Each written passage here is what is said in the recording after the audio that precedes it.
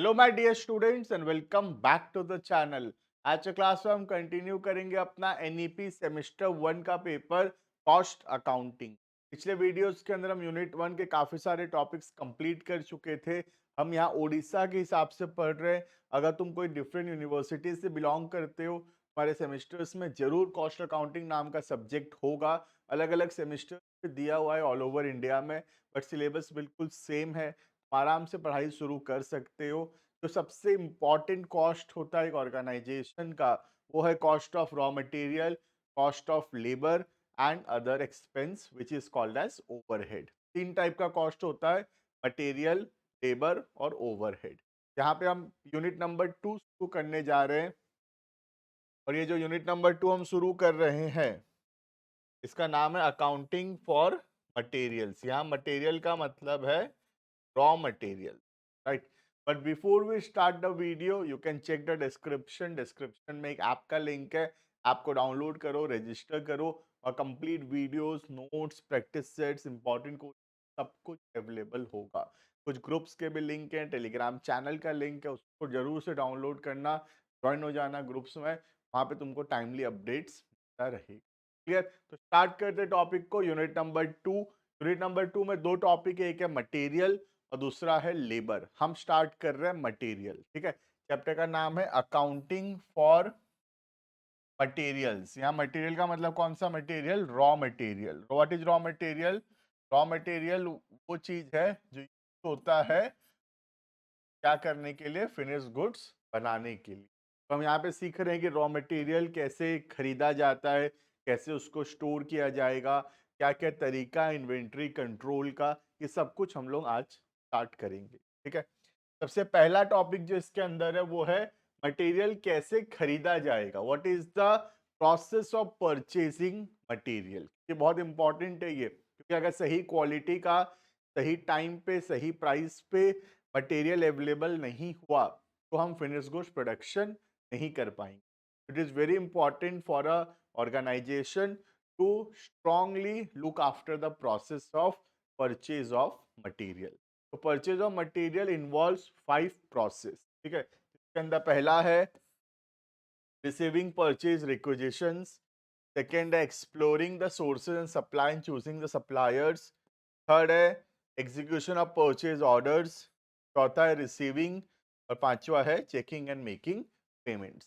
तो ये 5 चीज हम लोग जो है आने वाले वीडियो के अंदर अभी पढ़ेंगे, जिसके अंदर हम स्टार्ट कर रहे हैं अभी पॉइंट नंबर 1, ठीक है। पहला पॉइंट क्या है? रिसीविंग परचेज रिक्विजिशन, ठीक है। तो रिसीविंग परचेज रिक्विजिशन सबसे पहला स्टेप होता है कोई भी ऑर्गेनाइजेशन का प्रोसेस ऑफ परचेजिंग मटेरियल शुरू करने में, ठीक है। परचेज रिक्विजिशन का मतलब होता है कि जिसको भी गुड्स चाहिए, जिसको भी रॉ मटेरियल्स चाहिए, वो रिक्वेस्ट करेगा परचेज डिपार्टमेंट को कि हमको ये वाला मटेरियल इस क्वांटिटी का, इस क्वालिटी का सामान हमको चाहिए। जनरली अगर एक रेगुलर मटेरियल होगा तो जो स्टोर कीपर है, स्टोर कीपर रिक्वेस्ट डालेगा परचेज डिपार्टमेंट को कि ये वाला गुड्स, ये वाला रॉ मटेरियल तुम खरीदो, इसका जरूरत है ऑर्गेनाइजेशन के अंदर। तो ये जो डॉक्यूमेंट बनाएगा स्टोर कीपर देने के लिए परचेज डिपार्टमेंट को, ये डॉक्यूमेंट का नाम है परचेज रिक्विजिशन। क्लियर है? तो what is purchase requisition? Basically a request to the purchase department कि सामान खरीदो। जनरली कौन करता है? Store keeper. क्या हो सकता है कोई दूसरे डिपार्टमेंट के जो हेड्स हैं वो लोग जो है उसको करें, ठीक है। तो दो टाइप का रिक्विजिशन दो जगह से आ सकता है, या तो स्टोर कीपर रिक्विजिशन देगा या फिर जो डिपार्टमेंटल हेड है वो लोग रिक्विजिशन देंगे। किसको रिक्विजिशन देंगे? To the purchase department, requesting the purchase department to purchase certain quantity, certain quality of raw material. Clear है ये? तो जिसको भी सामान का जरूरत है, चाहे वो स्टोर कीपर हो या फिर कोई डिपार्टमेंटल हेड हो, तो अगर सामान का जरूरत होगा तो रिक्वेस्ट करेंगे परचेज डिपार्टमेंट को। ये परचेज डिपार्टमेंट का काम है सामान खरीदने का। तो परचेज डिपार्टमेंट को रिक्वेस्ट करेंगे कि ये सामान मंगवाओ, इतना क्वांटिटी में, इतना क्वालिटी का मंगवाओ। और ये जो डॉक्यूमेंट ये लोग देंगे परचेज डिपार्टमेंट को इस रिक्वेस्ट करते समय, इस डॉक्यूमेंट को बोलते हैं परचेज रिक्विजिशन। क्लियर है? The purchase officer does not initiate any action for the purchase of material on his, अपने मन से सामान खरीदना चालू नहीं करता कभी भी। With the help of purchase requisition, the purchase officer comes to know the types of material needed in the organisation. तो कौन से टाइप का मटेरियल चाहिए, ये कैसे पता चलेगा परचेज डिपार्टमेंट को, परचेज ऑफिसर को?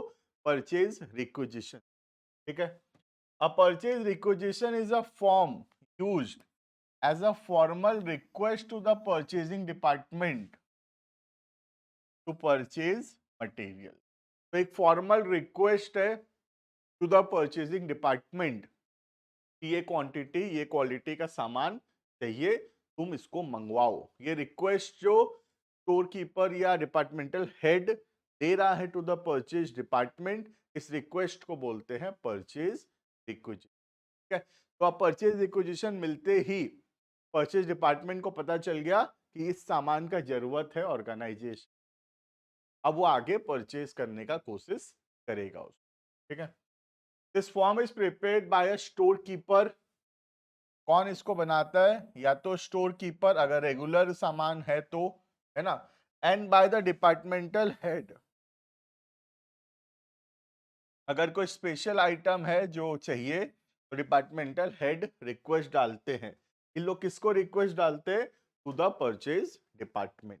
ठीक है। The requisition approve by the executive such as the plant superintendent और works manager in addition to one originated the requisition. तो खुद तो हम अप्रूव करेंगे ही, बीइंग अ स्टोर कीपर और डिपार्टमेंटल हेड, साथ में कोई एक पर्सन से और हम अप्रूव करवाएंगे, जनरली वो प्लांट का सुपरिटेंडेंट हो। The purchase request generally prepare in triplicate, 3 copy बनाया जाता है,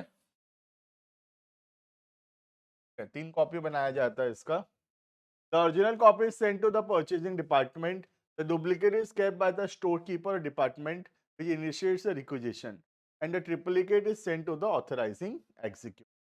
3 लोगों को इसका डॉक्यूमेंट का कॉपी दे देंगे, एक कॉपी हम दे देंगे ओरिजिनल वाला परचेज डिपार्टमेंट को जो सामान खरीदेगा, दूसरा हम अपने पास रखेंगे। ठीक है। और तीसरा जो एग्जीक्यूटिव जैसे प्लांट का सुपरिटेंडेंट जो उसको अप्रूव किया था वो एक कॉपी अपने पास, तो एक कॉपी अपने पास ये एग्जीक्यूटिव रखेगा, एक कॉपी हम रखेंगे जो रिक्वेस्ट किए है, और ओरिजिनल कॉपी परचेज डिपार्टमेंट को देंगे। क्लियर है? कैसा दिखता है एक परचेज रिक्विजिशन? ऐसा दिखता है, देखना, इसमें लिखा हुआ रहता है कौन कौन सा क्वांटिटी, कितना कितना सामान हमको चाहिए, कौन इसको अप्रूव किया है, हम परचेज ऑफिसर का साइन और सब डेट वेट यहाँ पे मेंशन। क्लियर है? यहाँ पे हमको कहाँ कहाँ से हम कौन रिक्वेस्ट किया है, क्या क्या काम में चाहिए, क्या जरूरत है मटेरियल का, हम सब कुछ इसमें डिटेल में मेंशन करेंगे। क्लियर है? तो डॉक्यूमेंट का फॉर्मेट का ध्यान रख सकते हो, बट एग्जाम में फॉर्मेट बनाने का जरूरत नहीं। क्लियर? तो परचेज रिक्विजिशन से पता चलता है परचेज डिपार्टमेंट को इस सामान का जरूरत है ऑर्गेनाइजेशन के। ठीक है। अब परचेज डिपार्टमेंट क्या करेगा? अब परचेज डिपार्टमेंट सोर्सेस आइडेंटिफाई करेगा, कहाँ कहाँ से सामान खरीद सकते हैं, कोटेशंस निकालेगा, टेंडर्स निकालेगा, बहुत लोगों से कोटेशन मंगवाएगा और जो बेस्ट सुटेबल होगा उसको सिलेक्ट करेगा और उसको ऑर्डर देगा कि तुम सामान हमको सप्लाई करो। Right? Sources of supply of material must be selected after the receipt of the requisition. Requisition मिलते ही हम देखेंगे कहाँ कहाँ से हम सामान मंगवा सकते। Clear? The purchase department usually maintains for every group of material list of the suppliers name and address. तो जनरली परचेज डिपार्टमेंट एक लिस्ट मेंटेन करता है हर टाइप के गुड्स का, जो कि कौन कौन से सप्लायर है वो पर्टिकुलर गुड, और जब वो सामान जरूरत होता है उन सप्लायर्स को हम कांटेक्ट करते हैं। कोटेशंस में be invited from this supplier by using tenders to, हम टेंडर इशू करेंगे और उनसे कोटेशंस मंगवाएंगे। ठीक है। On receipt of the quotation from the supplier a comparative statement, जितना भी कोटेशन मिला सबको कंपेयर करेंगे और जो बेस्ट कोटेशन लगेगा हमको को हम सिलेक्ट करेंगे। ठीक है, receipt should be prepared and a desirable supplier should be selected. While selecting the supplier to whom order is to be given, the purchase of material, the purchase department should keep in mind. एक अच्छा supplier select करते समय क्या क्या चीज ध्यान में रखना है? पहला, वो आदमी उतना सामान बना पाएगा कि नहीं। दूसरा, भरोसेमंद सप्लायर है या नहीं। तीसरा, सप्लायर का फाइनेंशियल कंडीशन कैसा है। चौथा, का मैनेजमेंट कैसा है, क्या प्राइस उन लोग दे रहे हैं, कितना क्वांटिटी वो लोग सामान सप्लाई कर सकेंगे, कब पैसा देना है हमको, कैसे डिलीवरी होगा, कौन सा लोकेशन में डिलीवर करेगा, और particular specification about the product. ये सब कुछ हमको ध्यान में रखना चाहिए ऑर्डर देने से। सिंपल सा बात है, किसी को भी हम सामान का ऑर्डर दे रहे हैं तो हमको ध्यान में रखना पड़ेगा ना कि कब सामान देगा, कितना क्वालिटी का, क्या क्वांटिटी का सामान देगा, सप्लायर कैसा है, रिलायबल है या नहीं, उसका पास्ट रिकॉर्ड्स कैसा है। ये सबको ध्यान में रखते हुए हम best supplier select. Clear? All other factors keep in mind, the purchase price should be the lowest price. सब कुछ ध्यान में तो रखेंगे, पर ये भी ध्यान में रखेंगे कि जो बेस्ट प्राइस देगा, लोएस्ट प्राइस देगा, वो हम select. Thus, the supplier from whom material is purchased should be dependable and capable of supplying materials of uniform quality at the right time at a reasonable price. Supplier हमेशा ऐसा होना चाहिए जो सही quality का सामान सही समय में सही रेट में। ठीक है, the purchase operator should keep in mind all the criteria given above in making a choice of the supplier. However, he must not become penny wise pound. कभी ऐसा नहीं होना चाहिए कि वो कुछ चीजों की तरफ ज्यादा ध्यान दे रहा है और दूसरे तरफ चीजों की तरफ ध्यान नहीं दे रहा। तो जरूरी है कि क्या चीज को इम्पोर्टेंस देना है और क्या चीज को इम्पोर्टेंस नहीं देना है। एक एक जो परचेज डिपार्टमेंट है उसको ठीक से समझे। ठीक है, he must not be afraid to spend at times more of the firm's money to meet the required delivery schedules, quality standards and terms of। तो उसको चिंता नहीं होना चाहिए कि कैसे डिलीवरी जो है टाइम में होगा। ठीक है, कई बार ऐसा हो सकता है कि जैसे एग्जांपल देता हूं मैं कि कोई एक सप्लायर है जहां पे पैसा ज्यादा ले रहा है वो, बट उसका टर्म्स ऑफ डिलीवरी ज़्यादा अच्छा है, प्रोडक्ट का क्वालिटी ज़्यादा अच्छा है, तो वैसे सिचुएशन में हम अच्छे सप्लायर्स को सिलेक्ट करेंगे। भले ही वो 2 रुपये ज़्यादा ले रहे हैं, लेकिन जो ज़्यादा ले रहा है ज़रूरी नहीं है कि वो खराब है, या जो सबसे सस्ता दे रहा है ज़रूरी नहीं है कि वो बेस्ट, राइट? तो हमको प्राइस के साथ-साथ बाकी चीज़ों को भी ध्यान में रखना ज़रूरी। क्लियर है? The purchase manager will maintain necessary information from schedules of quotation, past records, catalog and buyer's guides and other books. Basically वही सब लिखा है कि सब कुछ ध्यान में रखते हुए हमको सही क्वांटिटी, सही प्राइस पे, सही टर्म्स एंड कंडीशंस के साथ सही क्वालिटी का सामान ऑर्डर करना पड़ेगा। क्लियर है? और इसको करते वक्त बहुत सारा चीज हमको ध्यान में रखना पड़ेगा अबाउट द सप्लाई। क्लियर? अब टेंडर कैसे निकलता है देखना, टेंडर फॉर्म। ठीक है, टेंडर फॉर्म निकलता है कि ये सामान हमको चाहिए, इतना बजे टेंडर खुलेगा, इतना बजे टेंडर बंद होगा, जो भी जो प्राइस पे सामान सप्लाई कर सकता है अपना बेस्ट प्राइस जो है वो कोटेशन। तो टेंडर ऐसे निकलता है कि पर्टिकुलर टाइम पीरियड के लिए टेंडर खुलता है और जो भी इंटरेस्टेड होगा वो अप्लाई। जब सबका आ जाएगा, जब बहुत सारे सप्लायर्स का रिक्वेस्ट आ जाएगा, अब हम कंपैरेटिव स्टेटमेंट्स बनाएंगे। यहाँ पे हम देखेंगे कौन कौन से सप्लायर है, क्या कितना क्वांटिटी है, क्या प्राइस है, क्या डिलीवरी का टर्म्स है, अदर टर्म्स क्या है, और इसको बना के जो सबसे बेस्ट हमको लगेगा वो एक बेस्ट सप्लायर को हम सिलेक्ट। ठीक है, ये क्या है?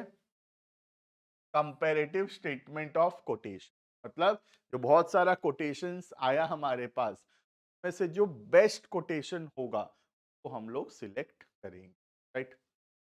तो इससे क्या हुआ, फाइनल हो गया किससे सामान खरीदना है। अब नेक्स्ट स्टेप क्या है, उसको परचेज ऑर्डर।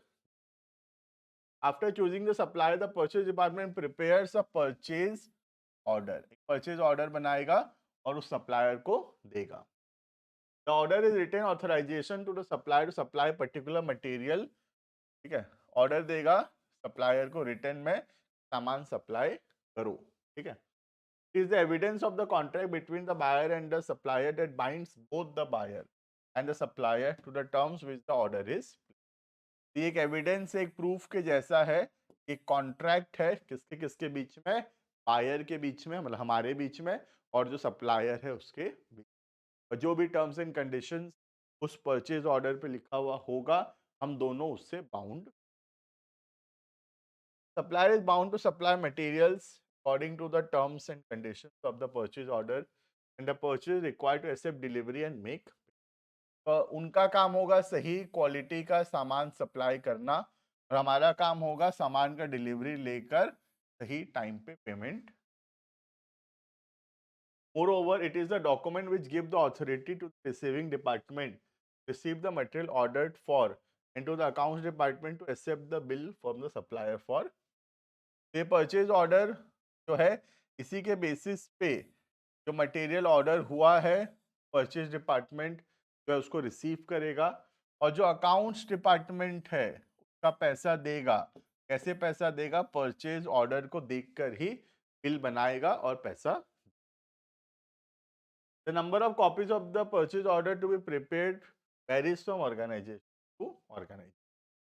परचेज ऑर्डर कैसा दिखता है? ये रहा एक परचेज ऑर्डर का सैंपल, ठीक है। इसमें लिखा हुआ होता है ये कोटेशन तुम दिए थे इस दिन में, और तुम्हारा कोटेशन एक्सेप्ट होता है, और तुमको ये क्वालिटी का सामान, ये क्वांटिटी का, ये प्राइस पे सप्लाई करना है, और कुछ अदर टर्म्स एंड कंडीशंस है तो वो सब भी हम यहाँ पर लिख देंगे।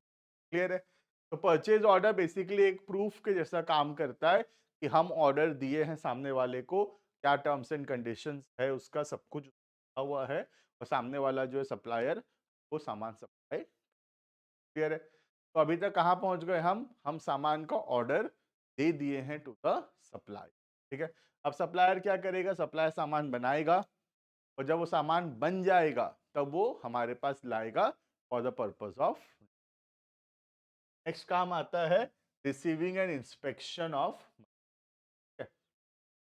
बड़े बड़े ऑर्गेनाइजेशन में ना अलग डिपार्टमेंट होता है पूरा सामान रिसीव करके इंस्पेक्ट करने का, पर छोटे ऑर्गेनाइजेशन के अंदर ये काम स्टोर कीपर को ही किया जाता है, ठीक है। क्या क्या चेक करना चाहिए इसमें? परचेज ऑर्डर का फाइल मेंटेन रखना चाहिए, receiving, unloading and unpacking the material delivered, सामान को रिसीव करना, उसको अनलोड करना गोडाउन पे, और उसका चेक करना खोल के कि सब कुछ सही है, फिर सही क्वांटिटी का सामान आया कि नहीं, कंडीशन ठीक है कि नहीं, प्रोडक्ट का क्वालिटी ठीक है कि नहीं, ये सब हमको ध्यान में रखना चाहिए। जो मटेरियल आया उसको चेक करते, फिर अब सब कुछ चेक करके हम एक डॉक्यूमेंट बनाएंगे, उसका नाम है मटेरियल इंस्पेक्शन रिपोर्ट। में हम लिखेंगे कौन सा टाइप का सामान आया है, कितना क्वांटिटी सामान आया है, उसमें से कितना सामान सही है, में से कितना एक्सेप्ट हुआ, कितना रिजेक्ट। जैसे 10 यूनिट आया है, 8 तो सही कंडीशन में, 2 तो डैमेज है, तो 8 तो हम एक्सेप्ट करेंगे, 2 तो रिजेक्ट करेंगे। ऐसे करके हम डिटेल बनाएंगे। जो मटेरियल आया था स्टोर कीपर के पास, स्टोर कीपर उसको चेक करके एक रिपोर्ट बनाएगा जिसका नाम है मटेरियल इंस्पेक्शन। क्लियर है ये? के बाद on completion of the inspection the goods received clerk should enter details of the material received in the stores or goods receipt। फिर एक डॉक्यूमेंट बनेगा मटेरियल इंस्पेक्शन होने के बाद सामान को स्टोर्स में लाने का, that is called as stores और गुड्स रिसीव, ठीक है। 5 copies of the note should be prepared, 5 copy बनेगा जिससे एक तो वो खुद रखेगा, एक कॉपी वो खुद रखेगा, ठीक है। बाकी 4 तो हमको देगा। अब बाकी 4 में से कहाँ कहाँ जाएगा देखा देखना, एक कॉपी स्टोर कीपर रखेगा, दूसरा कॉपी, और बाकी जो 3 कॉपी है, एक जाएगा परचेज डिपार्टमेंट में, एक जाएगा अकाउंट्स डिपार्टमेंट में, और एक जाएगा वो डिपार्टमेंट में जो सामान खरीदने के लिए बोला था, ठीक है। गुड्स रिसीट नोट कैसा होता है? ऐसा दिखता है। गुड्स रिसीट लिखा होता है कितना क्वांटिटी क्या डेट में सामान हमारे पास आया है। तो मटेरियल इंस्पेक्शन रिपोर्ट और गुड्स रिसीट नोट में फर्क है। मटेरियल इंस्पेक्शन दिखाता है कि कितना सामान आया था, में से कौन सा अच्छा क्वालिटी का था हम एक्सेप्ट किए, कौन सा रिजेक्ट, ठीक है। और गुड्स रिसीट नोट दिखाता है कितना सामान हम एक्सेप्ट किए और उसको गोडाउन में रखे, ठीक है। तो गोडाउन में उतना रुपए का सामान आ गया है, that is called as goods receive. जो सामान हम रिसीव किए, तो हम एक्सेप्ट किए रखे, उसका बनता है गुड्स रिसीव। तो 10 सामान आया था, 8 एक्सेप्ट हुआ, 2 रिजेक्ट हुआ, ये मटेरियल इंस्पेक्शन रिपोर्ट है। लेकिन जो 8 एक्सेप्ट हुआ, वो 8 ही सिर्फ आएगा यहाँ पे गुड्स रिसीव। क्लियर है। अब सामान आ चुका है, फाइनल काम है पेमेंट करना, ठीक है। देखना, when the invoice is received from the supplier it is sent to the store accounting section, check the authenticity of the arithmetical। जब इनवॉइस आएगा उसको अकाउंट्स डिपार्टमेंट में भेजा जाएगा, चेक किया जाएगा इनवॉइस में जो क्वांटिटी मेंशन्ड है और जितना सामान स्टोर्स में आया है वो सेम है या नहीं।